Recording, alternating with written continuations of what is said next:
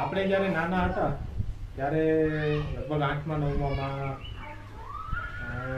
અકબર બિરબલની વાર્તા આવતી. તો એમાં અકબરે એના દરબારમાં 9 રત્નો રાખેલા હતા. એ રત્નો કેવા કે અકબર દ્વારા કોઈ નિર્ણય લેવામાં આવે તો એ નિર્ણય ખોટો હોય કે સારો હોય તો એની માટે એને ઓપિનિયન આપવાનું. ત્યારે અકબર દ્વારા એ 9 રત્નોને એવું કહેવામાં આવ્યું હતું કે મારા નિર્ણયથી પ્રજાને, સમાજને કે વ્યવસ્થાને જો કોઈ પણ પ્રકારની હાનિ કે નુકસાન થતું હોય કે પછી કઈ પણ પ્રકારે,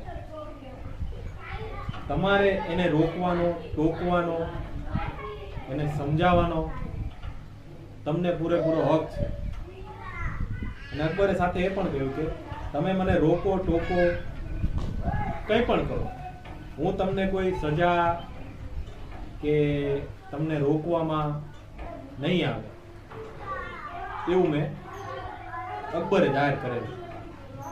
તો મોરલ ઓફ ધ સ્ટોરી કે આપણી લાઈફમાં કે આપણા જીવનમાં એવી 4-5 વ્યક્તિ હોવી જ જોઈએ કે જે આપણા નિર્ણય ઉપર કટાક્ષ કરીએ કે જે આપણને સમજાવીએ કે જેમાં આપણે એની પર કે કોઈ ગુસ્સો ના કરી શકવો જોઈએ. સમજ્યા? અને હા, અકબરના જે આ 9 રત્નો હતા એમાંના આપણે કેટલા રત્નોને ઓળખીએ છીએ? તાનસેન,